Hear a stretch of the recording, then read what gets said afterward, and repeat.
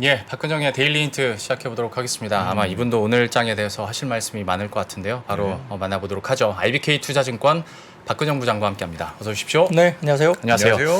일단 제가 센터장님께도 여쭤보긴 했는데 오늘 시장 뭐 분석을 하기 전에 네. 느낌부터 좀 어떠셨는지 한마디만 좀 해주세요. 네, 더 간다.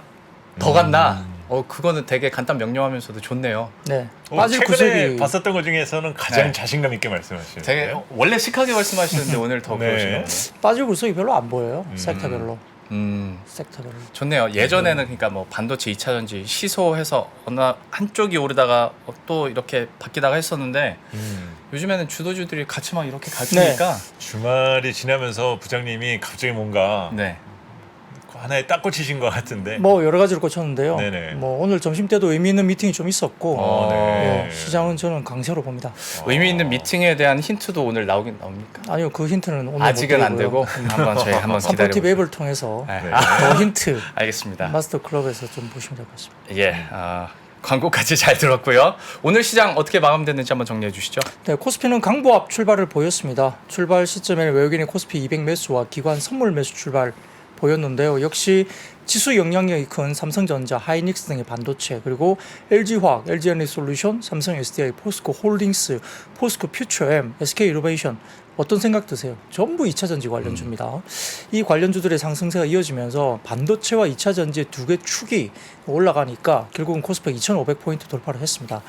코스닥은 오전에 강보합이긴 했지만 시총상위 에코프로 그룹과 LNF, 첨보 역시 이것도 다 이제 2차전지 쪽이거든요. 네. 이쪽에 대한 상승을 사실은 뭐 제외하면 코스닥 같은 경우는 하락 종목 수가 월등하게 많은 편입니다. 삼성전자의 잠정 실적 발표 이후에 반도체 업황 바닥에 대한 공감대로 반도체 업종이 여전히 강세를 보이기 시작을 했고 이제 시작입니다. 2차전지 업종 역시 IRA 세부안 발표 이후에 긍정적인 투자 심리가 여전히 주가를 견인하고 있는데 특히 오늘은 뭐 에코프로 그룹이 거의 뭐 주도를 했다 볼 수 있습니다. 네. 10시를 지나면서 외국인 선물이 3,400억 이상 순매수하면서 지수 상승 견인을 역시 보여줬고 현물도 코스피를 외국인들 꽤 많이 사기 시작했습니다. 코스닥 같은 경우는 거래 쏠림 현상이 역시 심화됐고요. 오전 거래 대금의 3분의 1이 에코프로와 에코프로 BM에 집중된 겁니다. 참고로 단일 종목 역대 최대 거래 대금은 2020년 11월 25일 셀트리온 헬스케어가 2조 6천억 단일 거래로는 역대 최대입니다. 네. 근데 코스닥은 시총 1, 2위 2차 전지주 강세로 1% 상승세를 보였지만은 두 종목 상승분을 제외하면 사실 코스닥은 마이너스 10포인트 가량 하락한 걸로 보시면 되겠습니다. 그러니까 코스닥 같은 경우는 쏠림 현상이 극단적으로 나타났다 볼 수 있습니다. 원달러 환율은 오전에 1,323원대까지 상승 후에 외국인 증시 순매수의 유입에 1,320원으로 하락하면서 전반적으로 추가 하락은 굉장히 제한적이었습니다. 이 2시를 넘어서면서 재밌는 상황이 벌어졌는데 역시 2차 전지 쏠림이 이제 나타나기 시작한 게 오히려 이제 최근에는 야 같이 가자 이런 분위기입니다. 2차 전지 괜찮고요. 반도체 큰 종목들 그러니까 중소형주 빼고 삼성전자, 하이닉스 괜찮았고 한미약품이나 삼성바이오로직스, 셀트리온 그룹주, 메디톡스 등의 제약바이오 헬스케어도 약진을 보였습니다. 외국인은 전기전자, 화학, 의약품 업종 매수를 보였고 전기전자는 최근 8일 중에 6일 순매수를 외국인들이 보였고요. 코스닥에서는 금속과 소프트웨어를 매수했고 기관 역시 전기전자, 의약품, 화학 등 매수를 했습니다. 뭐 화학을 보면 뭐 LG 화학이라든지 네. 뭐 SK이노베이션 이런 것들이 또 포함될 가능성이 높고요. 그러다 보니까 결국 2차 전지하고 전기전자를 샀다고 보시면 될 것 같습니다. 아까 말씀드린 이제 업종별로 본다면은 포스코 홀딩스 중심으로 철강 금속 강세였고요. 업종 내에서 TCC 스틸은 장중 상한가까지 들어가면서 역시 2차 전지 쪽이죠. 화학 같은 경우도 SK이노베이션 장중 8% 급등했고 포스코 퓨처엠이 장중 5% 상승하면서 비금속 광물의 강세도 주도했습니다. 반도체 업황 저점 통과 기대감에 삼성전자, 하이닉스 등의 뭐 전기전자도 강세를 보였고 역시 삼성 SDI나 LG에너지솔루션 등의 셀업체도 강세 보이면서 전기전자 업종 강세 이루어졌고요. 코스닥 역시 이제 장중 890선 터치하면서 일반 전기전자, 금속 강세를 보였다는 게 특징으로 볼 수 있겠고 역시 이제 코스닥을 보면 상승 종목 수가 한 260여 개 정도 됐었는데요. 하락 종목 수가 뭐 장 후반에 1270개 정도 상회했으니까 극단적으로 지수만 올라가고 에코프로벤과 에코프로 등의 2차 전지 코스닥 시총 상위 1, 2위가 급등세를 보이면서 주가를 이제 지수를 끌어올렸다. 수급 쏠림이 나타났다 이렇게 볼 수 있겠습니다. 아까 에코프로랑 에코프로 BM 빼면 코스닥 마이너스 10%포인트 오히려 이럴 때 딱 이제 상대적 박탈감 얘기 나올 수 그럴 수도 있고. 있고요. 또 아까 단일 종목 최대 거래라고 말씀 네. 주셨잖아요. 오늘 에코프로나 에코프로엠 보니까 매수매도 상위가 키움증권이더라고요. 네. 결국은 이런 날은 증권사가 지금 큰 수혜를 입고 조용히 있는 거죠. 네. 개인 투자자가 많은 쪽으로 그렇습니다. 네, 그럴 수밖에 없는 그런 상황이고 뭐 업종이나 종목별로 본다면 당연히 2차 전지인데 야, 네. 코스닥 1, 2위 종목이 막 24%씩 오르는 날이구나라는 걸 다시 한번 경험을 합니다. 네. 좀 정리해 주시죠. 뭐 쉽지 않죠. 뭐 삼성전자가 20% 오른다고 뭐 어떻게 되겠어요? 그러니까 이제 코스닥 1, 2위들이 이제 뭐 거의 20% 이상 올라가게 되면 코스닥 지수가 올라갈 수밖에 없는데 역시 이제 지난주 금요일 날인가요? LG에너지솔루션이 이제 분기 이제 영업이익단에 이야기하면서 잠정 영업실적 발표에 AMPC 효과를 결국은 이제 1,003억 정도 반영하면서 시장 예상 컨센서스를 상회한 실적을 발표했습니다. 여기에 대해서 이제 NH투자증권은 뭐 표를 하나 띄워주시면 AMPC 반영 금액 추정인데요.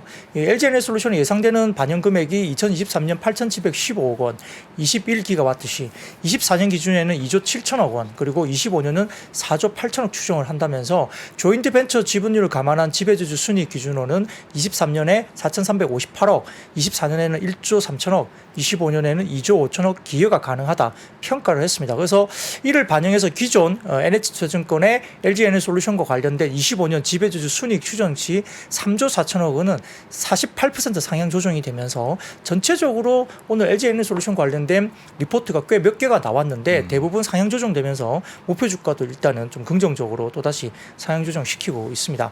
다음 사진을 보여주시면은 지금 미래에셋증권 리서치센터에서 나온 건데요. 이게 왼쪽 상단에 보시면은 이게 오렌지 색깔로 보이는 색하고 푸른색 보이는데 오렌지 색깔이 이제 IRA 반영을 하면서 영업이익률이고 IRA 반영 전에 영업이익률이 파란색인데요. 결국 IRA 반영이 되면 확실하게 영업이익률이 올라가는 게 보이겠죠. 이게 이제 세액공제나 여러 가지 것들을 반영시키는 모습이니까 우상향 그림이 그려지는 거고요. 뭐 딴 것들은 참고만 하시고 오른쪽 아래쪽 보시면은 LG에너지솔루션과 CATL 영업이익률 비교인데요. 이게 상당히 중요합니다. 왜냐하면은 그 CATL이 과거에 이제 굉장히 고밸류를 받았었고요. 우리나라 같은 경우는 이제 CATL 대비 멀티플을 못 받았던 그런 네. 시기가 있었죠. 2020년, 21년 이때 마찬가지로 그랬었는데요. 그거는 이제 영업이익률의 차이가 워낙 많이 났었습니다. 그때는 저희가 적자폭도 굉장히 있었고, CATL은 흑자를 내고 막 영업이익률이 그때는 10% 중반 정도까지 치솟았기 때문에 멀티플을 굉장히 높게 받았습니다만 지금은 CATL이 살짝 뭐 주춤만 하고 있습니다만 LG에너지솔루션을 포함한 이쪽 관련된 영업이익률이 거의 CATL만큼 올라왔죠. 멀티플이 디스카운트 받을 이유가 없잖아요. 네. 갭이 있을 이유가 없습니다. 그래서 여기에 대한 부분들도 상당히 저희가 좀 의미가 있다 볼 수 있습니다. 뭐 AMPC 세부화는 공개되지 않았지만은 점차 이제 반영되기 시작하면서 국내 배터리 3사의 IRA 예산 약 4,300억 달러 중에 어느 정도 배정될지는 아직은 미지수입니다만 아마 세부안이 6월에서 9월 중에 구체화될 것으로 보이고 있기 때문에 아직은 그 기대감은 조금 변수가 남아 있습니다. 하나증권에 따르면은 23년에서 25년까지 3년 누적 예상 지배순이익 증가 예상 금액을 LG에너지솔루션 같은 경우는 6조 1천억, 그리고 SK온은 2조 5천억, 삼성 SDI는 한 5천억 정도 추정을 했습니다. 그래서 오늘 하나증권에서는 이제 일부 그 SK이노베이션 관련된 AMPC 관련된 부분과 그다음에 하나솔루션 부분을 좀 비교를 했는데 하나솔루션보다는 SK이노베이션 쪽에 SK온 쪽에 그 금액과 관련된 영향이 굉장히 크다고 반영을 하면서 SK이노베이션 관련된 목표 주가 상향 조정하면서 오늘 이제 SK이노베이션도 꽤 주가가 급등했다 볼 수 있습니다. 그래서 이제 이렇게 따지면은 이제 문제가 되는데 그와 별개로 언론에 따르면 오늘 이제 굉장히 주말 사이에 좋은 이야기가 나왔던 게 뭐냐면 바이든 행정부가 2032년까지 미국에서 판매되는 신차의 67%를 전기차로 대체하는 환경 정책을 아마 이번 주 수요일쯤에 발표할 거다라고 이야기가 나온 겁니다. 지난해 기준 미국에서 판매된 신차 가운데 전기차 비중이 5.8%니까 전기차 관련된 신차의 67%를 전기차로 대체한다고 한 거 보면 비약적인 증가로 당연히 돼야 되는 것이죠.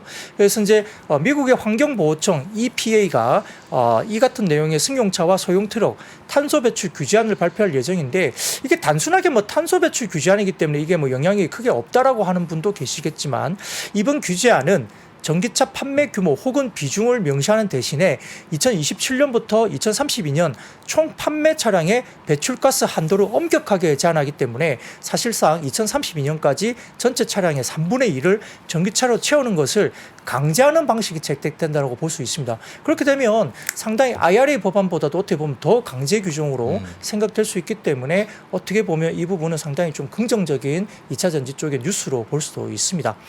미래에셋증권에서 나온 그 자료를 하나 갖고 와봤는데 먼저 띄워주시면은 이 자동차 회사마다 2030년까지 EV 관련된 전기차 비중에 대한 목표치입니다. 보시면은 뭐 굉장히 포드도 뭐 40에서 50, 스텔란티스도 40에서 50, 뭐 혼다, 그다음에 현대, 기아차도 50%, 37%, 폭스바겐도 50% 이렇게 나오죠. 그리고 다음 사진도 보여주시면 BMW도 뭐 50% 미만, 뭐 다임러도 뭐 쭉 간다 이렇게 쭉쭉 나와 있는데요. 당연히 뭐 EV 브랜드 테슬라 같은 경우 100%이겠죠. 그렇게 해서 대부분 보면 2030년까지 한 40에서 50% 목표로 이제 출시를 한다고 보고 있는 거예요. 근데 아까 말씀드렸듯이 2032년까지 미국에서 판매된 신차의 67%를 전기차로 대체해야 되는 규제가 나온다면 어떻게 되죠? 출하 목표를 더 빨리 올려야 되는 그런 상황의 환경에 놓일 수밖에 없습니다. 그러니까 목표 관련된 이 출하를 더 강제적으로 올려야 되는 거죠. 그래야만이 따라갈 수 있는 거거든요. 네. 그러다 보니까 이렇게 되면 결국은 이제 그 전기차 관련된 OEM사들이 이 규제에 관련된 부분들 뭔가 맞추기 위해서는 아마 전략 수정이 좀 필요한 거 아니냐 이렇게 볼 수도 있습니다. 이와 별도로 이제 지금 테슬라가 중국 상하이에 새로운 메가 팩토리 공장을 건설할 거로 이제 발표를 했습니다. 사진을 먼저 띄워주시면 테슬라 에너지 스토리지 뭐 디벨롭트 관련된 이 이슈가 테슬라가 발표한 건데 이게 이제 메가 팩토리 관련된 공장 계획 건설과 관련해서 이 메가 팩 관련된 대용량 에너지 저장 장치는 ESS로 이제 이야기될 수 있는 거고요. 테슬라가 이 공장에서 연간 10,000개의 메가 팩을 생산할 것으로 예상되고 있기 때문에 22년 연간 메가 팩 설치량을 살펴보면 6.5기가와트시 수준인데 이 목표대로 그대로 간다면은 올해 말부터 미국 공장에서 40기가와트시, 내년 여름부터는 상하이 공장에서 40기가와트시가 추가될 거기 때문에 아마 불과 2년 사이에 ESS 캐파가 10배 이상 늘어납니다. 그렇게 되면 ESS 관련 쪽도 상당히 많이 확보가 되니까요. 관련된 뭐 종목들도 상당히 어느 정도 긍정적인 환경이 이제 조성될 수 있다 볼 수 있습니다. 여기에 따라서 이제 관련된 종목들이 쭉 올라왔는데 사실 이제 에코프로 관련된 쪽은 뭐 오늘 급등세를 보였지만 이것도 있었습니다. 다음 사진 보여주시면은 에코프로 관련된 에코프로 머티리얼즈 상장 관련된 이제 관련된 이슈가 나왔는데요. 아마 이번 달 말 정도에 코스피 예비 심사 청구를 하면서 전구체 공장 증설 자금 조달 목적으로 이제 청구를 할 것이고 기업 가치가 이제 3조 원 언저리로 추정을 하고 있는 상황입니다. 여기에 따라서 이제 에코프로 관련된 에코프로 머티리얼즈 관련된 상장 관련된 이슈가 되면 아마 하반기에는 상장이 가능할 걸로 보이겠죠. 제가 과거에 한번 방송 중에 조금 이제 실수로 내년 정도로 언급을 한 적이 있었는데 그게 정정이 돼야 될 것 같고요. 일단 에코프로 머티리얼즈 같은 경우는 이번 4월 말 예심을 청구하면 아마 연말 하반기에는 아마 좀 상장 가능성이 있다 볼 수 있겠고 여기에 따라서 모멘텀도 좀 있다 볼 수 있습니다. 이 표를 보시면은 1월 2일 대비 4월 7일 보면 에코프로 3사의 시가총액이 엄청나게 많이 늘어나 있습니다. 뭐 그런 부분도 참고를 해 보시고요. 또한 이제 에코프로 같은 경우는 오늘 이런 이야기도 좀 돌았습니다. 확정은 아니지만 시장에 이제 소문이 루머로 에코프로 머티리얼즈는 코스닥에 상장하면서 에코프로가 거래소로 이전할 수도 있다라는 이야기도 루머가 좀 확인 안 됐지만 돌았고요. 그다음에 이제 일부 이제 공매도 헤지 펀드가 뭐 청산을 한 거 아니냐 뭐 이런 이야기도 좀 돌았기 때문에 급등의 배경에는 일부 공매도 관련된 쇼 커버링도 일부 영향을 미쳤다고 추정을 하는 겁니다. 그건 뭐 확인은 될 수는 없습니다. 그래서 그런 부분도 좀 있는 것 같고요. 다음 사진 보여주시면은 테슬라가 가격 인하 관련된 뉴스가 나왔습니다. 이게 이제 월스트리트 저널에서 나온 건데요. 가격 인하를 했는데 다음 사진을 보여주시면은 테슬라 관련된 그 가격 인하 표입니다. 이거 헤드라인 말고 요걸 보여주시면 테슬라가 모델 3, 모델 S, 그다음에 XY 등의 주요 모델 차량 가격을 인하하는데 아마 재무부가 4월 18일부터 IRA 보조금 혜택이 적용되는 모델 수를 줄이겠다고 미국 재무부가 발표했기 때문에 모델 3 후륜 구동의 경우에는 보조금을 $7,500 받다가 절반 수준의 $3,750로 줄어들게 됩니다. 그래서 보조금 감소 때문에 판매에 타격이 있을 걸 예견을 하고 선제적으로 가격 인하에 나섰고요. 모델 3는 $1,000 인하했고 모델 S는 그리고 모델 X가 $5,000 인하가 된 겁니다. 그래서 아마 이제 약간 공급도 늘어나게 되고 업체 간 경쟁도 좀 격화되면서 가격 인하 이어지고 있는데 역시 이제 이 배경에는 최근에 리튬 가격이 좀 빠지고 있어요. 탄산 리튬도 많이 빠졌고 그다음에 수산화 리튬도 3월 말부터 조금 드라마틱하게 약간 꺾이기 시작했습니다. 원자재 가격 하락하면서 가격 인하 여지도 조금 더 커지고 있는 상황이고요. 배터리 부분에서 그래서 이제 이런 부분들이 영향을 미치는데 다만 이제 뭐 수산화 리튬 같은 경우는 너무 많이 빠지면 탄산 리튬이 많이 빠지고 수산화 리튬이 버텼기 때문에 레버리지가 좀 벌어져서 괜찮다라고 좀 봤는데 수산화 리튬도 3월 말부터 조금 이제 꺾이는 각도가 약간 좀 가팔라지기 시작했는데요. 다만 이제 이런 수산화 리튬이나 가격이 좀 빠지면 관련주들이 어떻게 영향을 미칠지 이런 부분들도 조금은 고민은 좀 필요한 시점이다 볼 수는 있습니다.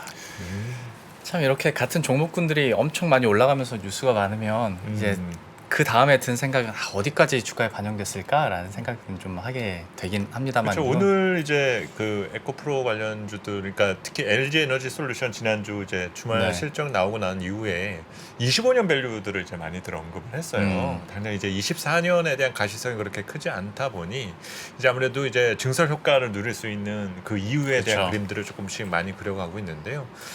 사실 뭐 전체적인 중장기 성장 스토리에 있어서는 별로 의심할 바는 없는 상태입니다. 네. 문제는 지금 이런 변화된 환경에 기업 경영진들이 투자자들과 주주의 어떤 기대에 얼마나 부합하는 활동들을 하는지 그것만 계속 체크해 나가야 되겠죠. 어떻게 부합하는지도 한번 또 발표가 되는지도 봐야 될 것 같고 또 중요한 건 이제 에코프로 내일 실적 발표 있으니까 네, 내일이 실적 발표. 예, 그게 또 어떻게 나오고 시장이 어떻게 해석을 하고 받아들이는지도 한번 지켜봐야 될 것 같습니다. 이어서 그 국내 정책 모멘텀 이것도 역시 뭐 관련주인데 전기차 충전기 관련해서 그 이슈가 있었죠. 맞습니다. 이건 뭐 약간 테마성이긴 하지만 역시 충전기도 많이 설치될 수밖에 없지 않습니까? 네. 뭐 사실 전기차 많이 팔아도 충전할 데가 없으면 이게 운행하기가 거의 힘들고 굉장히 불편할 수밖에 없는데 오늘 환경부가 지역 특성과 연계한 전략적인 전기차 충전지 설치를 위해서 제1차 지역별 무공해차 전환 브랜드 사업 120개를 선정했고요. 전기차 충전 기반 시설 15,665기를 전국 곳곳에 구축한다고 밝혔습니다. 그래서 아마 4월 14일부터 구축 비용 1,283억 지원할 예정으로 볼 수 있는데 이 뭐 120개 사업을 지역별로 구분하면은 경기도 지역이 5,059기 381억 원 지원이고요. 강원도가 2,829기 106억 원, 경남이 1,890기 119억 5천만 원, 서울이 1,453기 87억 9천만 원 순이고요.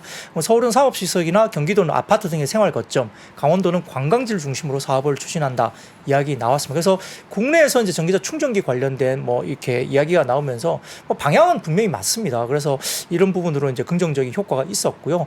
또 미국 내에 전기차 충전기가 2030년까지 약 77만 개 정도가 필요하다는 외신이 보도가 나왔습니다. 그러다 보니까 미국 내의 전기차 충전기가 현재 대비 8배 정도 급성장할 수 있는 뭐 필요하다 이런 분석이 나오면서 관련에 대해서 이제 긍정적으로 또 모멘텀을 좀 더 힘을 실어줬다 볼 수 있겠고요. 여기에 따라서 뭐 원익 PN이나 휴맥스 홀딩스, 포스코 ICT 등의 일부 전기차 충전소 충전기 관련주로 언급된 종목들이 상승세를 보였습니다. 충전기 관련해서 센터장 뭐 코멘트 하실 거 있으세요? 아니요. 그럼 바로 다음으로 넘어가죠. 핵심 광물 공급 협력과 관련해서 캐나다 뉴스가 있었어요. 네, 뭐 광물 확보에 대한 부분들은 여전히 뭐 아직도 뉴스 숙제이죠, 숙제이고요. 이제 국내 이제 산업통상자원부 통상교섭본부장이 이 서울에서 캐나다 의회 대표단과 면담을 가지면서 이제 양간의 그 양국 간의 핵심 광물 업무 협약 MOU를 맺었습니다. 그래서 외교 강화 방안 등에 대한 논의도 있었고 여기에 따라서 기존의 석탄, 철광 교육을 넘어서 니켈, 코발트 등의 핵심 광물에 대한 공급망 협력을 강화하기로 MOU를 맺었다. 이 소식이 전해졌습니다. 역시 뭐 IRA 관련된 부분에서 결국 글로벌 핵심 광물 관련된 부분들이 핵심이기 때문에 여기에 대한 뭐 뉴스가 벌어져서 이건 뭐 테마성 움직임이 영향을 미쳤다 볼 수 있겠죠. 그래서 뭐 현대 비엔지 스텔이나 뭐 포스코 홀딩스 이쪽도 어느 정도 긍정적인 영향을 미쳤다 볼 수 있겠습니다. 예. 그리고 바로 다음 이게 사실 제일 궁금해서 삼성전자 저는 근데 믿음은 있는데 좀 쫄보여가지고 하루에 삼성전자가 4.3% 오르면 약간 다음날 어떡하지? 라는 생각 조금은 하긴 하는데 다행히 오늘 상승을 했고 이제 연속성이 문제가 됐습니다. 이제 삼성전자에 대해서는 어떻게 보십니까? 네, 역시 이제 지난 금요일에 감산 소식이 좀 반도체 관련된 그러니까 뭐 소부장은 그날 반짝했다가 오늘 좀 쉬었지만 전자하고 지금 하이닉스는 오늘도 좀 올랐습니다. 근데 저는 조금 약간 놀랬던 게 삼성전자가 이 문서로 네. 이 감산에 대한 부분들을 명시해서 이렇게 냈다는 것 자체가 사실 그럴 기업이 과거에는 그런 모습이 사실 삼성전자가 없었다고 볼 수 있는데 약간 좀 이번에 좀 굉장히 좀 약간 놀랐습니다. 이게 정말 삼성전자 이렇게 문서로 명시해서 실적 발표 때 이렇게 뭐 감산을 한다는 이야기를 이렇게 보여줄 정도였나 왜 그랬을까 이런 생각도 드는데 아무튼 그만큼 뭔가 절박했거나 뭐 필요했던 뭔가가 있었다 보이는데요. 아무튼 이제 그런 부분들이 이제 뭔가 피벗 그러니까 변곡점이 좀 됐다고 봅니다. 그래서 이제 계속 감산이 나와야 된다 이야기를 했지만 삼성전자가 얼마 전까지만 하더라도 이재용 회장이 뭐 그렇게 갈 건가요? 뭐 우리는 감산 안 합니다. 이런 분위기로 이제 계속 시장에서 맞아요. 알려졌기 때문에 약간 실적 발표 때 감산을 공식화하고 문서화해서 보여줬다는 것은 저희 입장에서는 굉장히 좀 큰 피봇이 될 수 있다 볼 수는 있습니다. 그래서 한국투자증권에서 오늘 또 리포트가 나왔지만 여러 군데서 리포트가 나왔는데 결국 이제 같은 논리는 뭐냐면 감산의 공식화가 됐기 때문에 기다리던 트리거가 나왔고 피봇이 된다 뭐 이런 식의 이야기들이 굉장히 많이 나오고 있고요. 역시나 뭐 1분기 같은 경우도 이제 실적이 6천억 정도 나왔지만은 2분기까지는 역시 뭐 디램이나 낸드가 엄청 가격이 좋아지기는 좀 쉽지 않고요. 재고 조정에 대한 부분들이 역시나 시간이 좀 필요한데 뭐 그럼에도 불구하고 이 캐펙스 컷 외에 감산을 공식적으로 언급한 것이 삼성전자 입장에서는 처음이기 때문에 이런 부분들은 상당히 좀 피벗이 가능하다고 보는 것 같습니다. 그래서 뭐 이런 것들을 해서 좀 이제 이번에 1분기 실적에서 좀 중요하게 삼성전자를 볼 필요가 있는 것은 어쩌면 1분기도 삼성전자가 적자가 나올 수 있다는 이야기까지 사실은 돌았었거든요. 그건 뭐냐면 반도체가 4조 원 정도까지 적자가 나오는데 어떻게 영업이익이 나와? 그건 이제 스마트폰을 되게 보수적으로 본 거죠. 근데 스마트폰 사업부가 4조 원 가까이 나오면서 사실은 흑전을 만들어냈던 부분이 이제 거기에 있는데 역시 이제 제품 그러니까 믹스 개선이 되면서 관련된 S23이 꽤 팔렸고 하이엔드급의 브랜드들이 많이 팔리면서 한 1,100만 대 정도 내고 4조 원 정도의 이익을 냈다는 것이 이제 깜짝 이제 어떤 실적이 나온 걸로 보입니다. 그래서 아마 2분기부터도 새로운 어떤 반도체 쪽에 스마트폰 시장에 뭐 신규 관련된 그 메모리 구매가 스마트폰 쪽도 아마 구매가 신규로 들어갈 거기 때문에 이런 부분들은 출하량이 증가도 됐기 때문에 그러면 스마트폰 쪽에서도 업황 개선에 대한 부분 좀 있지 않을까 이런 부분에서 다소 조금은 변화가 있을 수 있다라고 기대를 하는 것 같습니다. 그래서 뭐 반도체주는 역시나 삼성전자나 하이닉스는 당장 뭐 실적이 좋아서 주가가 오른 게 아니고 일단 피벗에 관련된 재고가 꺾이기 시작하면 그때도 주가가 오른다는 논리를 여전히 이제 적용을 하는 것 같고요. 오늘 키움증권에서 장중에 이야기를 냈는데요. 사진을 먼저 띄워주시면 이게 그 낸드 스팟 가격 관련된 이슈이거든요. 근데 제일 아래쪽에 키움증권에서 표시를 해놨습니다. 이 보시면은 이게 낸드 가격인데요. 그 오늘 오전에 낸드 스팟 시장에서 MLC 제품은 보합세 그리고 TLC 제품들이 상승세를 보였고 주력 제품 중에 TLC 1TB가 0.19% 상승을 보였고 256GB는 2% 넘게 낸드 스팟 가격이 올라간 겁니다. 그러니까 그렇게 낸드는 올해도 그 가격이 못 오를 거야 이야기했던 부분이거든요. 근데 지금 지난주에 감산 이야기가 나오고 약간 피벗이 나오니까 이게 낸드 가격까지도 튀기 시작하는 겁니다. 그러니까 이게 디램 익스체인지 관련된 자료인데요. 여기 보면서 키움증권에서는 다소 좀 그 반도체 섹터에 대한 부분들을 조금은 좀 굉장히 긍정적으로 공격적으로 반도체 좋다라고 키움증권에서는 좀 계속적으로 코멘트를 내고 있는 분위기고요. 하나증권에서 오늘 재밌는 리포트가 나와서 좀 가져와 봤는데 첫 번째 사진을 좀 띄워주시면 국내 반도체 수출 증가율을 보여주시면 이제 파란색 선으로 보이시는데요. 확실히 많이 빠졌다 바닥에서 이제 고개를 살짝 들기 시작했습니다. 1, 2, 3월 접어들면서 반도체 수출이 약간 이제 증가세로 월별 증가세로 돌아서기 시작했고요. 여전히 뭐 별로 이렇게 많이 돌아선 건 아니지만 아주 많이 빠진 상태에서 돌아서기 시작했습니다. 그리고 디램 가격은 지금 디램 스팟 가격은 회색으로 보이는 옅은 선인데요.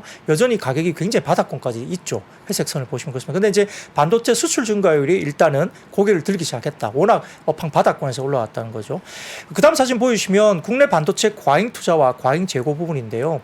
이게 약간 파란색으로 이렇게 그 점으로 찍어둔 부분을 보시면은 삼성전자 하이닉스의 매출액 대비 재고자산 비율인데 이게 거의 과거 2006년도부터 시작해서 20%대 가까이 거의 과거의 밴드 상단까지 올라왔다는 겁니다. 그러니까 매출액 대비 재고자산 비율이고요. 회색 선의 점선을 보시면 매출액 대비 캐펙스 비율도 거의 과거에 이렇게 밴드 상단까지 올라왔죠. 그러니까 재고자산은 과거 대비 엄청나게 더 이제 밴드 상단을 뚫고 올라왔고요. 지금 그 매출액 대비 캐펙스 비율도 밴드 상단까지 다 올라왔습니다. 20%대까지. 그러다 보니까 감산을 하지 않고서는 안 되는 상황까지 좀 몰렸다 이렇게 볼 수 있는데 세 번째 사진을 좀 띄워주시면은 최근에 외국인의 삼성전자 순매수와 SK 하이닉스에 이렇게 관련된 그 수급을 보여주는 표인데요. 이렇게 보시면은 삼성전자 외국인 지분율이 상당히 많이 떨어졌습니다. 이게 거의 뭐 56% 이상 58% 가까이 삼성전자 지분율이 올라갔었지만 지금 51%대까지 내려가 있었거든요. 삼성전자 지분율은 왼쪽입니다. 파란색 실선 왼쪽 외국인 지분율 보시면 되는데 거의 58% 가까이 올라갔다가 51%까지 떨어져서 네. 최근에 이제 외국인이 삼성전자 지분율이 이제 사기 시작한 거고요.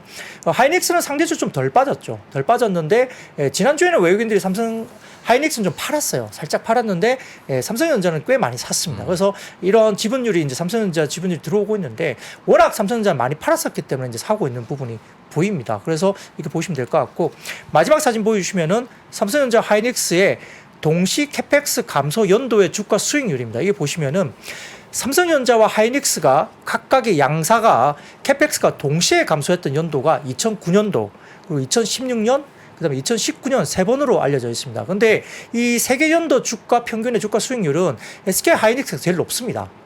같이 감산했을 때는 하이닉스가 더 높게 나타났고요. 그다음에 삼성전자하고 하이닉스를 제외한 반도체들 그리고 그 다음이 삼성전자 이렇게 주가 수익률 순서대로 나왔다고 합니다. 그래서 여기 보시면은 막대 그래프 중에 왼쪽 쪽이 이제 제일 왼쪽 쪽이 2009년, 그 다음에 약간 옅은 뭐 하늘색이 2016년, 그 다음에 좀 짙은 회색이 2019년, 그 다음에 이제 옅은 회색이 3개년도 평균 수익률인데 과거에 하이닉스와 삼성전자가 동시에 캐펙스 감소했던 연도의 주가 수익률을 보시면 대부분 다 플러스가 났습니다.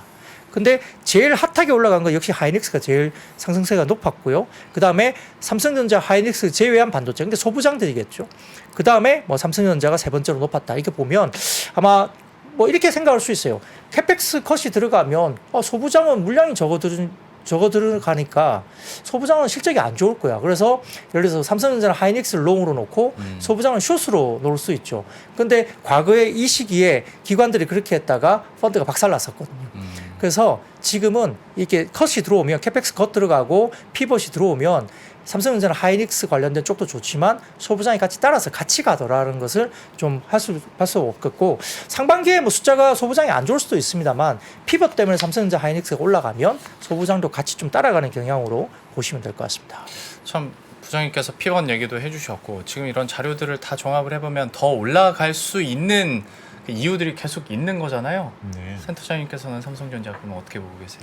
뭐 사실 애널리스트는 숫자를 따라갈 수밖에 없기 네. 때문에 뭐 저런 모멘텀 개선에 대한 기대는 당연히 커질 수밖에 없겠죠. 근데 이제 저도 부장님한테 이제 여쭤보고 싶었었던 부분이 지금 이제 워낙 핫한 거는 2차 전지잖아요. 뭐 이 분위기가 이제 지난 금요일을 기점으로 반도체를 얹었다라고 봐야 될 건지 아니면 이제 시세 분출한 2차 전지에서 이제 뭐 반도체로에 대한 선박게임에 대한 준비를 해야 되는 건지 투자자들은 이 두 가지에 있어 상당히 많이 갈등을 할 것 같은데 어떤 조언해 주실 수 있어요? 그 얼마 전까지는 이제 수급의 블랙홀이 2차 전지였다고 생각을 했는데요. 저 개인적으로는 지금 같이 갈 수 있다고 생각합니다. 같이 간다. 물론 이제 2차 전지의 뭐랄까 상승 탄력?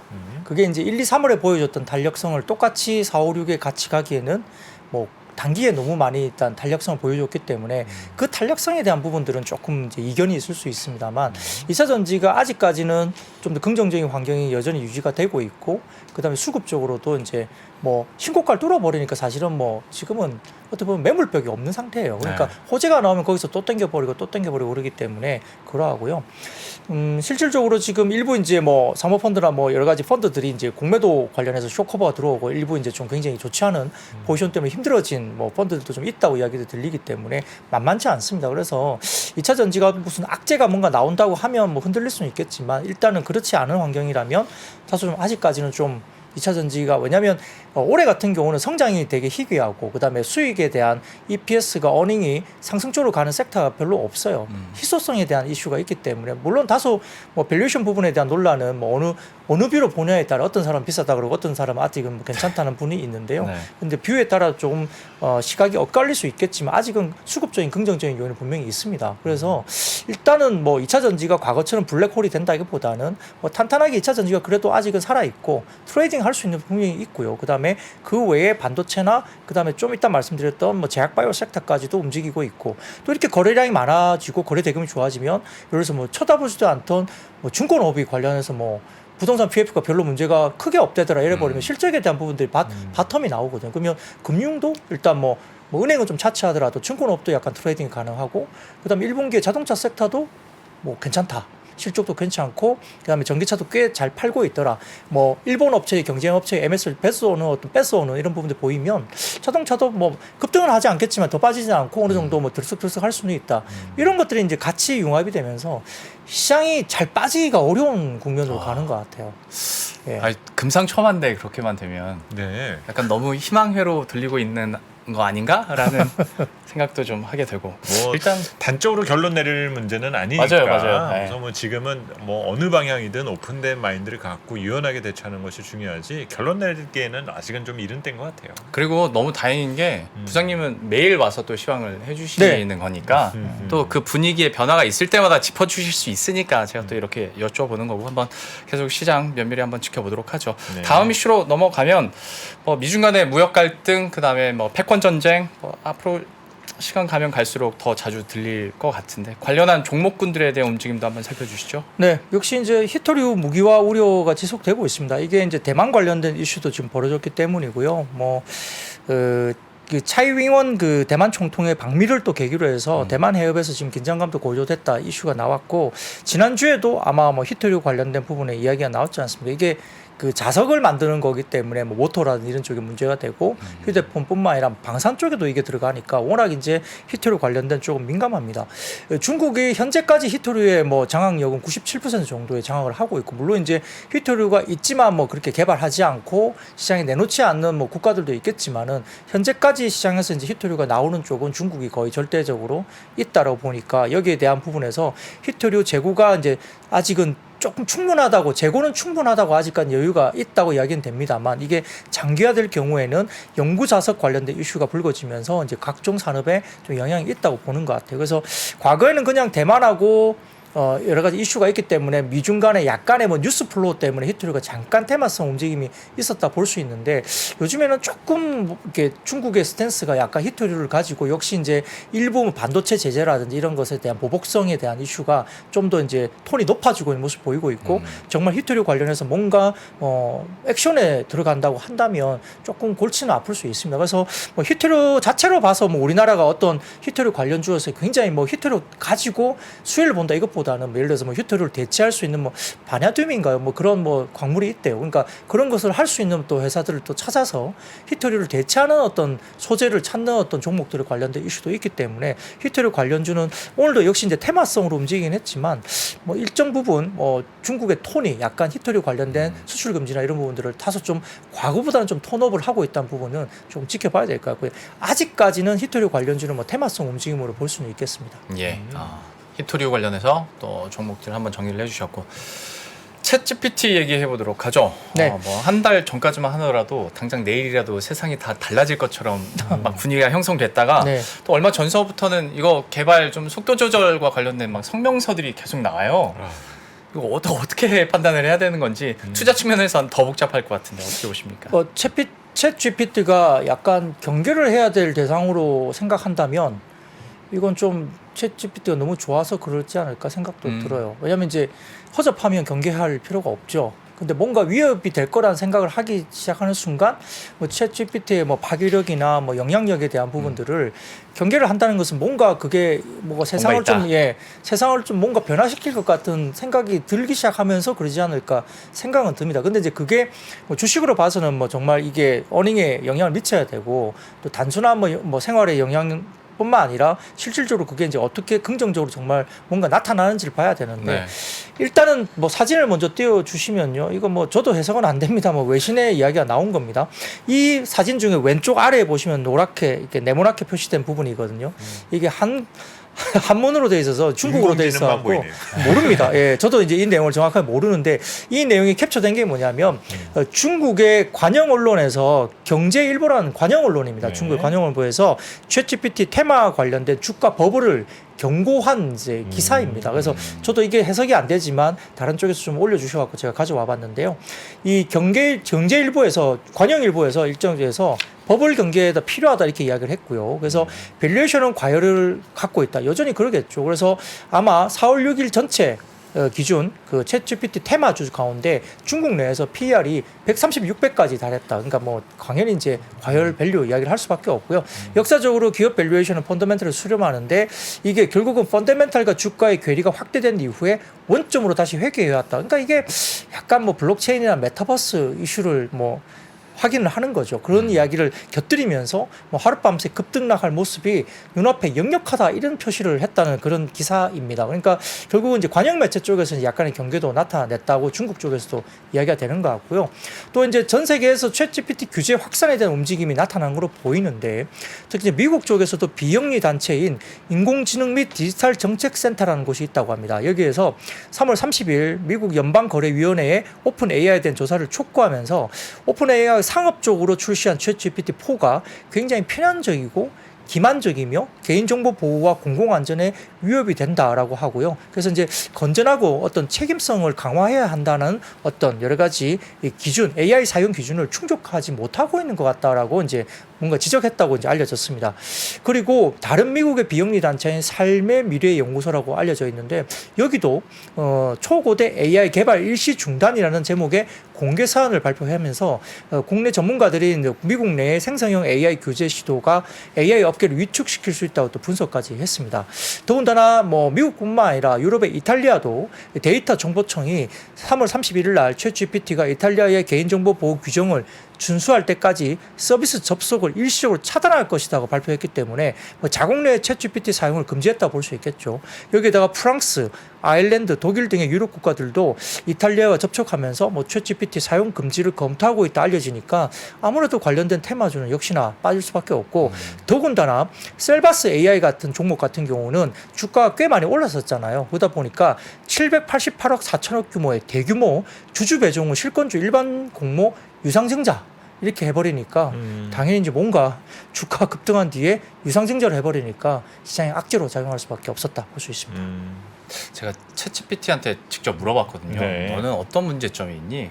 자기가 그 얘기 하더라고요. 편향적일 수 있다고. 뭐 오역이나 어떤 인종 간의 문제에 있어서도 좀 안 좋게 얘기할 수 있다는 식으로 자기도 자기 문제를 알고 있고 여기에 우리가 따라서 뭐 사실은 좀 정제된 결과물을 받아본 부분도 있거든요. 네. 그러니까 시장이나 언론을 통해서 보도된 내용들이 정말 참신하고 잘 정리되어 있는 그 답변에 대한 것만 좀 포인트가 맞춰졌지. 그렇죠. 엉뚱한 실수를 했었던 것들에 대한 것들은 사실 그렇게 별로 맞아요. 전달되지는 않았어요. 네, 그래서 저도 한번 그 시도를 해봤었거든요. 챗GPT를 RA라고 생각을 하고 리포트 한번 써볼까 해가지고 제가 여러 가지 질문을 하면서 진행을 시켜봤는데 네. 너무 많이 틀려요. 맞아요. 그러니까 저는 이제 그 정보가 틀렸다라는 것들을 아는 사람이잖아요. 그러다 보니까 이제 너랑은 당분간은 아직은 일할 때가 아닌 것 같다. 제가 그렇게 하면서 이제 중간에 일을 하다 좀 접었었던 기억도 납니다. 그 논문 컨설팅 하시는 분한테 들었는데 그 네네네. 논문에 주석 달리잖아요. 챗GPT가 주석까지 다 찾아주는데 직접 하나하나 찾아보면 없는 내용일 경우가 되게 많다고. 그렇군요. 네, 아직은 좀 발전해야 될 부분도 있고. 그럼요. 아직은 뭐 최종 단계가 아니니까. 그렇죠. 네. 그리고 더더욱 관련 종목들은 테마성 움직임에 좀 주의도 하시면서 좀 지켜보자라고 얘기를 드릴 수 있을 것 같고 네. 앞에서 2차 전지나 반도체 잘 나갔을 때 뒤에서 또 한번 푸시업을 해줄 수 있는 게 제약바이오 아니겠냐라는 얘기도 잠깐 해주셨는데 네. 이쪽도 한번 점검을 해주시죠. 네, 뭐 특징적으로 말씀드렸던 게 역시 이제 과거에는 2차 전지가 가면 쏠림 때문에 다른 섹터 다 빠졌던 이슈가 있지만 최근의 흐름은 2차 전지도 강하면서 근데 이제 2차전지 전체가 강한 건 아닌 것 같고 특정 종목이 굉장히 급등을 보이면서 여전히 2차전지 가운데서도 예를 들어서 오늘 같은 경우는 포스코 홀딩스도 강했고 LG화학도 강했고 SK이노베이션도 강했거든요. 그리고 에코프로 그룹은 당연히 급등이었지만 그 외에 뭐 2차전지 관련주는 또 고만고만한 이렇게 움직임이었기 때문에 전체 다 급등은 아닙니다. 근데 이제 그런 과정에서 반도체라든지 그다음에 제약바이오 헬스케어 쪽도 같이 움직이는 쪽이니까 그러니까 이제 시장의 지수가 굉장히 탄탄할 수밖에 없습니다. 특히 이제 제약바이오 관련된 섹터에 대한 주가 매력도 상승 분석이 또 나왔는데 SK증권에서 또 리포트가 나왔었습니다. 오늘도 역시 이제 2시 정도 넘어가면서 제약바이오가 막판에 힘을 더 냈거든요. 그래서 이 부분도 이제 좀 영향을 미치는데 역시 이제 아마케 관련된 이슈도 이제 있고요. 지금 이제 시기적으로 모멘텀도 있고 최근에 기술 이전 관련된 케이스가 한 8개 정도가 나왔습니다. 여기에 따라서 과거에 좀 이렇게 뜸했던 기술 이전 모멘텀이 각 종목별로 지금 나오고 있다는 것도 모멘텀을 갖고 있고 전체 시가총액 내에서 헬스케어가 가지고 있는 섹터의 그 가치, 그러니까 그 유리 있잖아요. 비율. 네. 그게 굉장히 바닥권까지 떨어져 있는 상태죠. 그러니까 기관 외국인들의 어떤 수급도 많이 비어 있는 상태였기 때문에 모멘텀 부재 상태에서 갑자기 기술 이전 관련된 게 8개 정도가 나오고 아마케 관련된 모멘텀이 나오고 그다음에 실적도 셀트리온 그룹이 다소 조금 올라오는 모습들이 보이면서 또 서정진 회장의 약간의 복귀 소식도 약간의 뭐 이슈화되고 모멘텀이 되다 보니까 네. 이쪽으로 약간 순환매 형식으로 분명히 약간의 돌아오는 부분도 있다 볼 수 있습니다.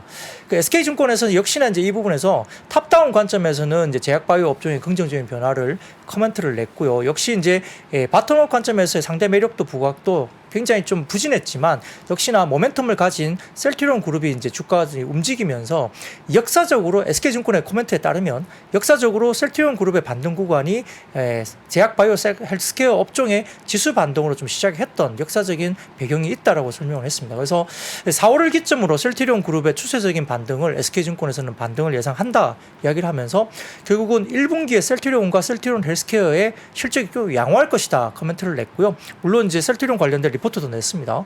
그리고 5월에 미국의 유플라이마 허가 획득 전망이 또 있기 때문에 모멘텀까지도 갖고 있고 이에 따른 추정치의 점진적인 상향이 셀트리온 그룹에 되면서 주가 상승세가 4월부터 기점으로 움직임이 있을 거라고 이제 분석을 했습니다. 그래서 셀트리온 그룹이 이렇게 올라가면 제약바이오 업종의 비중 확대 시점도 의미하는데 최근 보면 한미약품에 대한 이렇게 그 리포트도 꽤 나오면서 한미약품도 네. 굉장히 긍정적인 리포트 나오고 있고 삼성바이오로직스 같은 경우도 1분기가 어닝이 좀 쉬어간다 이야기하지만 이걸 들어보니까 재밌습니다. 1분기에 좀 쉬어가는 게 예를 들어서 이제 CMO 계약을 했는데 예를 들어서 기존의 계약들은 대부분 다 뭐 3개월 뒤에 이제 이렇게 CMO에서 이제 이동해주는 뭔가 납품을 해주는 이렇게 계약이었다면 네. 이번에 계약의 특성이 약간 좀 그러니까 한 3개월이 아니라 한 4개월, 5개월 이렇게 조금 시간이 걸리는 계약이었대요. 그러다 보니까 1분기가 조금 쉬어가는데 그게 2분기에 뭐 갖다 주지 못한 그 관련된 것들이 이제 갖다 주게 되는 그게 2분기로 넘어 들어오면서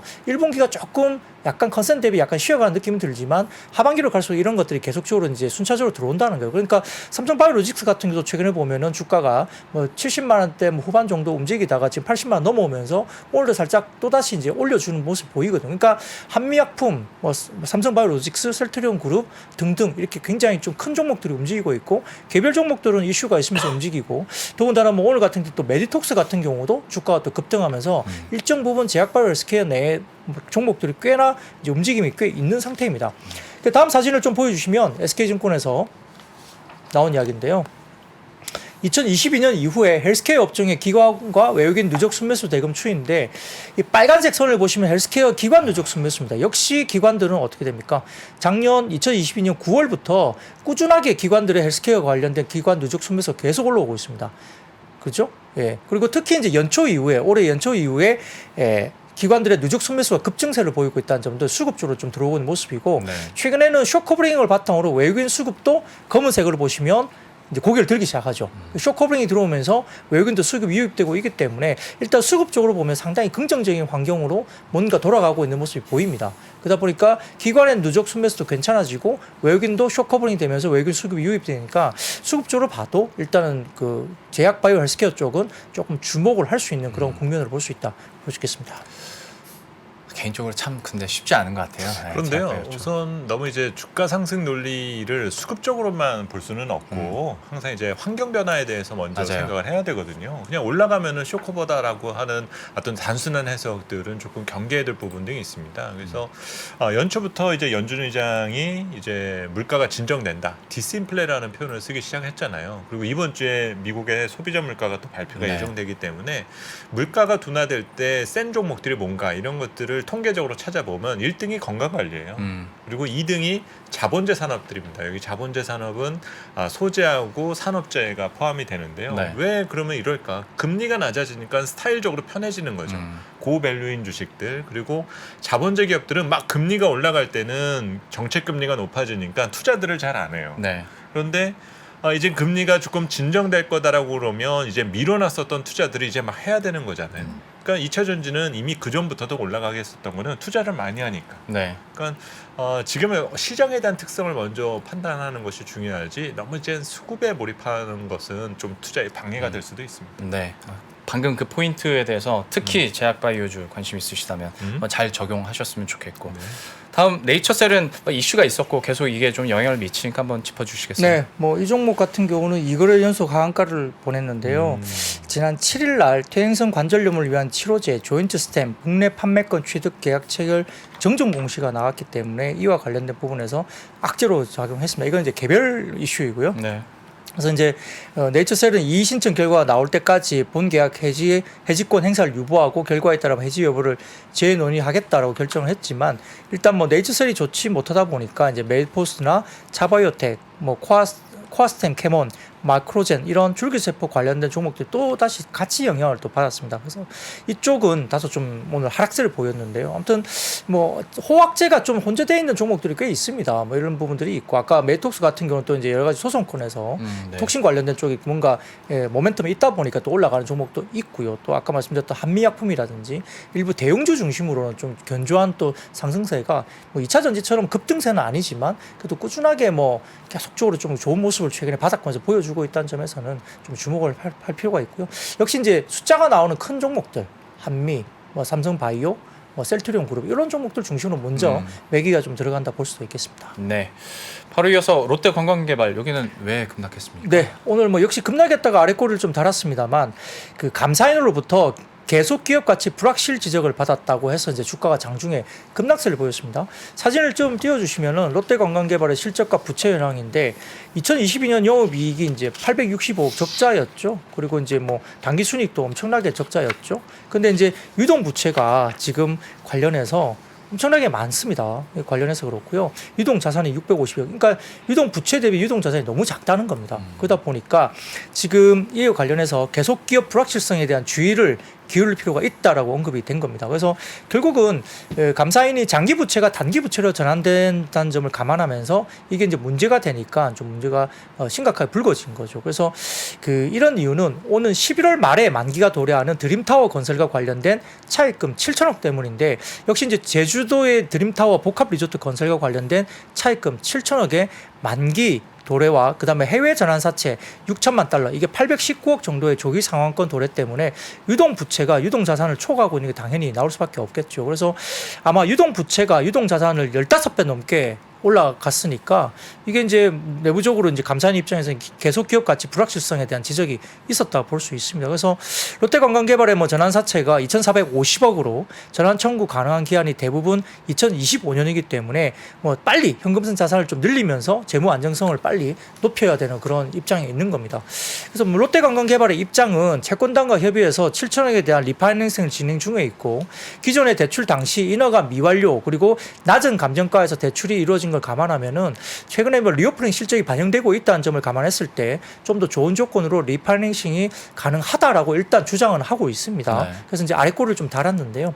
다만 이제 최근에 중국 온라인 여행사인 시티랩을 통해서 객실 판매가 확대되고 있다는 것도 확인되고 있고, 3월 말부터 5월까지 이제 상해 난징, 베이징 등의 중국 주요 노선들이 재개가 되면서 아마 2분기부터는 뭐 제주도 쪽에 뭐 호텔과 카지노 부분에 동반 성장이 있을 걸로 보이기 때문에 2분기는 대규모 적자 축소, 어쩌면 3분기부터는 단체 관광이 재개되면서 흑자 전환 가능성 이렇게 이야기가 되고 있습니다. 사진을 띄워주시면 하나증권에서 롯데관광개발에 관련된 실적 테이블인데요. 오른쪽에 테이블을 보시면 2023년 1분기부터 4분기까지 추정치인데 3분기 정도부터 이제 흑자 전환한다고는 돼 있습니다. 물론 이제 단기순위 흑자 전환 규모가 그렇게 크지는 않습니다. 영업이익은 11억 3분기에 그리고 4분기가 82억 정도로 이제 일단은 대규모 적자에서 3분기 이후에 흑자 전환은 예상하고 있는데 이 부분도 좀 한 번은 3분기 정도 정말 흑자 전환 되는지 보긴 봐야 될 것 같고 아까 말씀드렸던 약간의 그 재무구조상의 불안정성 이 부분은 사실은 이제 회사는 당연히 뭐 뭔가 할 수 있다고 이야기를 하겠죠. 그래서 이 부분이 좀 확인이 돼야 될 필요는 있습니다. 예, 롯데 관광개발 살펴봤고요. 시간이 거의 다 가서 바로 다음으로 넘어가겠습니다. 네네네. 뭐 역시 이제 두 가지는 그냥 간단하게 코멘트만 드리겠습니다. 예.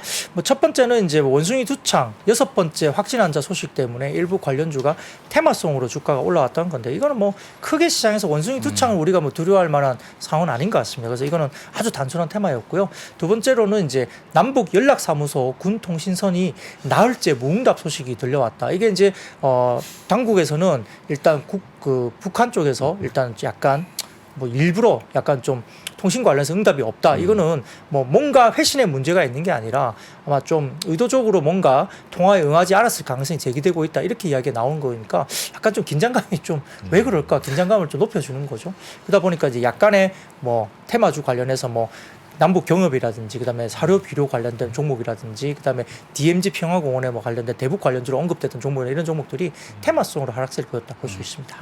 오늘의 좀 특징적인 움직임을 보였던 테마성 종목들까지 이렇게 살펴봤고 정말 많은 양을 또 오늘도 어김없이 너무 깔끔하게 잘 정리를 해주셨는데 사실 제일 앞에 임팩트가 가장 강했습니다. 더 간다라고 얘기를 해주셨으니까 긍정적인 모멘텀들 이어가기를 한번 지켜보도록 하죠. 아이고 틀리면 정말 쫓겨날 것 같아가지고 내일 다시 말씀하시면 되니까요. 네. 지금까지 IBK 투자증권 박근영 부장과 함께했습니다. 오늘 말씀 고맙습니다. 네, 감사합니다. 감사합니다. 장 시작 전부터 종료까지 쏟아지는 수많은 뉴스와 정보들. 이 중에서 어떤 것이 투자에 정말 도움이 되는 정보일까요?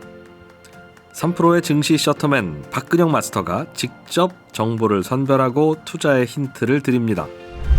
시간도 아끼고 투자 아이디어도 얻는 시간, 박근영 부장의 마켓 힌트와 함께 하세요. 자세한 사항은 3프로 TV 앱과 홈페이지를 확인하세요.